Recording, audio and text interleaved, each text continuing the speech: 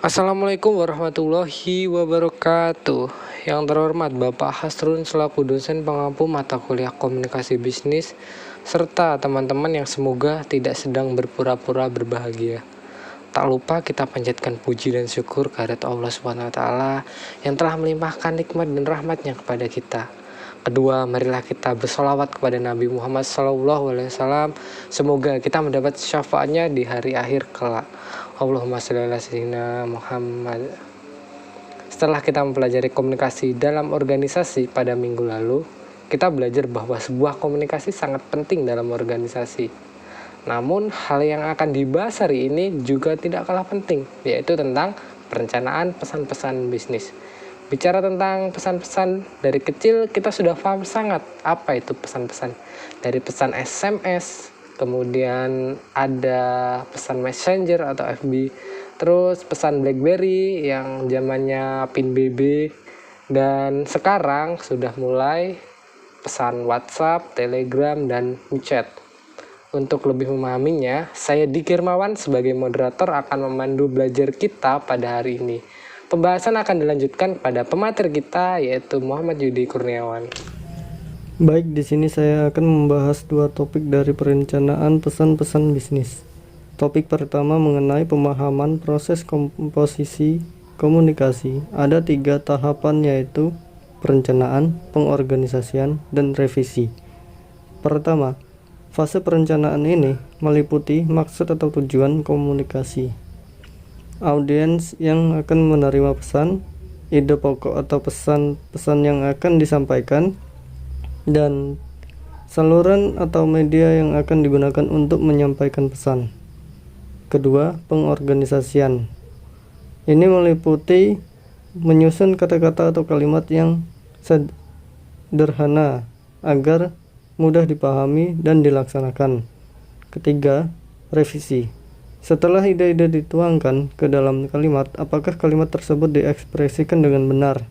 Jika belum sesuai, maka kalimat tersebut akan diperbaiki seperlunya. Topik selanjutnya yaitu penentuan tujuan. Pesan bisnis dapat menciptakan nilai tambah bagi perusahaan. Pesan-pesan yang disampaikan kepada pihak lain hendaknya mampu menjaga dan meningkatkan citra perusahaan. Untuk dapat menciptakan goodwill, setiap pesan bisnis hendaknya memiliki tujuan yang jelas, dapat diukur, dan tidak bertentangan dengan tujuan organisasi. Selanjutnya, A.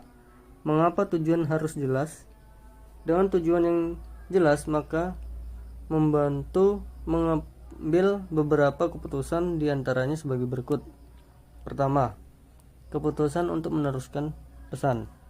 Sebelum menyampaikan suatu pesan, tanyakan pada diri kita sendiri, apakah pesan yang akan disampaikan benar-benar diperlukan atau tidak. Yang kedua, keputusan untuk menanggapi audiens. Untuk memutuskan cara terbaik menanggapi audiens, komunikator perlu mempertimbangkan motif-motif mereka. Ketiga, keputusan untuk memutuskan isi. Menetapkan tujuan yang jelas akan membantu memusatkan isi pesan. Yang keempat, keputusan untuk menetapkan saluran atau media.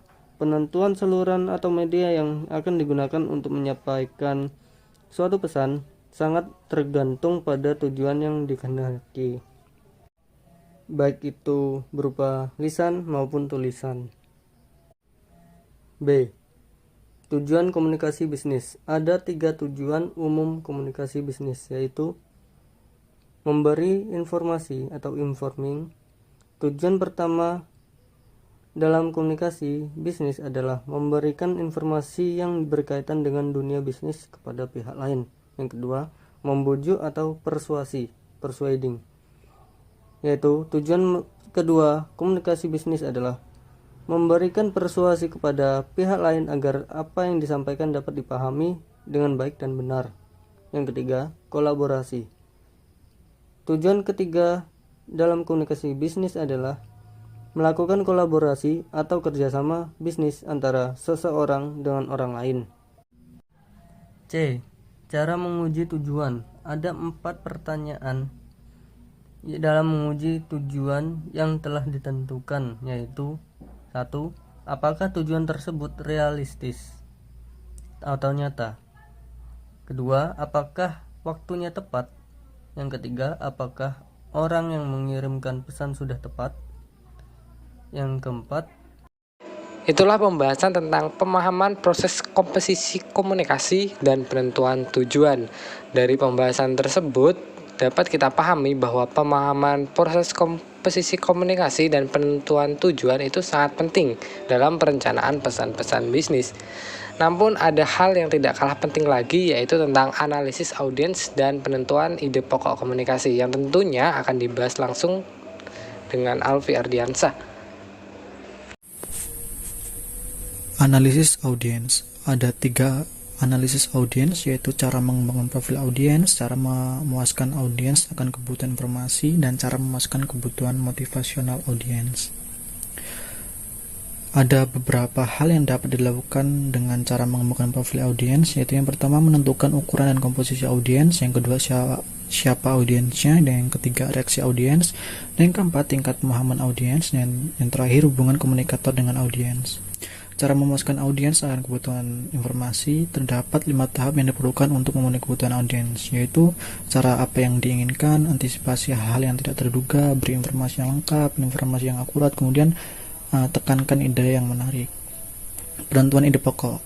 Setiap pesan-pesan bisnis akan bermuara pada satu tema atau topik pokok, yaitu ide pokok. Hal-hal lain selain ide pokok hanyalah merupakan ide-ide pendukung atau supporting idea. Topik dan ide pokok merupakan dua hal yang berbeda. Topik adalah subjek pesan yang luas, sedangkan ide pokok adalah pernyataan tentang suatu topik yang menjelaskan isi dan tujuan dari topik tersebut sehingga dapat diterima oleh audiens. Penentuan ide pokok memerlukan pengalaman dan kreativitas. Ada 3 teknik atau cara yang dapat diperlukan untuk menentukan ide pokok, yaitu brainstorming atau teknik corak pendapat. Yang kedua, jurnal pembatasan cakupan. Itulah pembahasan tentang analisis audiens dan penentuan ide pokok komunikasi oleh Alfi Ardiansyah. Dari pembahasan tersebut dapat kita ketahui bahwa analisis audiens dan penentuan ide pokok komunikasi itu sangat penting dalam perencanaan pesan-pesan dalam komunikasi bisnis. Selanjutnya, seleksi saluran dan media yang akan kita bahas bareng-bareng bersama saya Diki Hermawan. Ada 2 jenis seleksi dan saluran media, yaitu komunikasi lisan dan komunikasi tertulis. Komunikasi lisan merupakan saluran yang paling banyak digunakan dalam bisnis. Komunikasi ini melalui percakapan antar 2 orang secara langsung, melalui telepon, wawancara, pidato, seminar, pelatihan, dan presentasi bisnis. Sedangkan komunikasi tertulis itu dibuat dalam berbagai bentuk, misalnya surat, memo, proposal, dan laporan.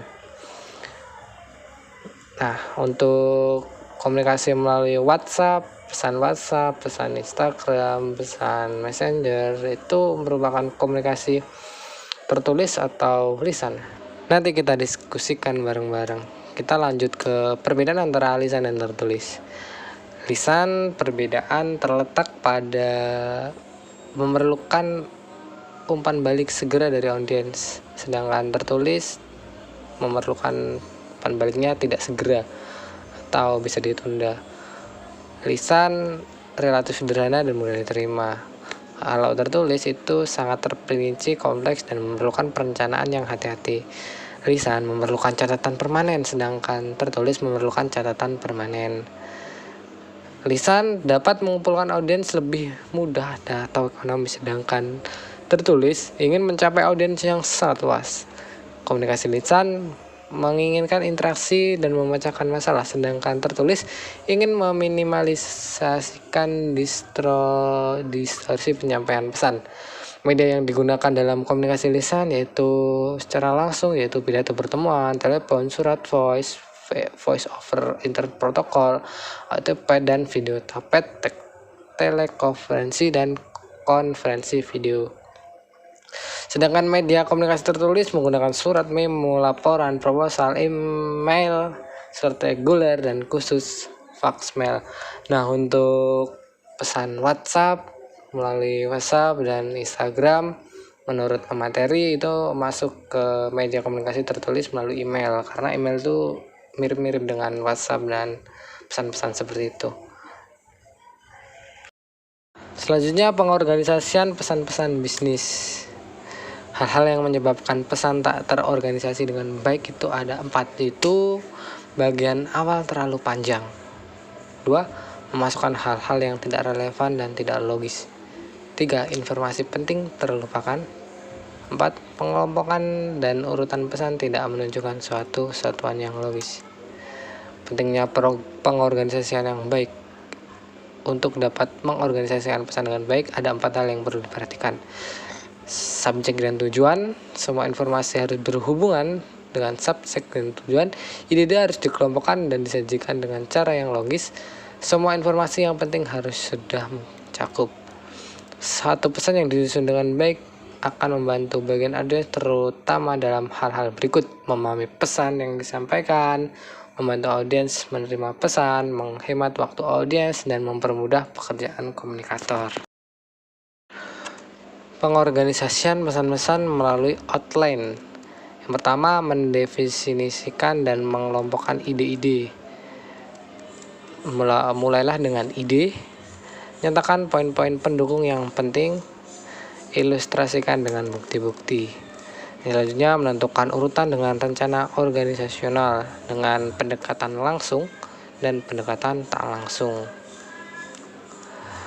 Berdasarkan reaksi audiens, terdapat 4 bentuk organisasi pesan bisnis, yaitu direct request, pesan rutin, good news atau goodwill, dan bad news, serta pesan persuasif. Sekian pembahasan yang telah disampaikan, kurang lebihnya kami mohon maaf. Kami akhiri, wassalamualaikum warahmatullahi wabarakatuh.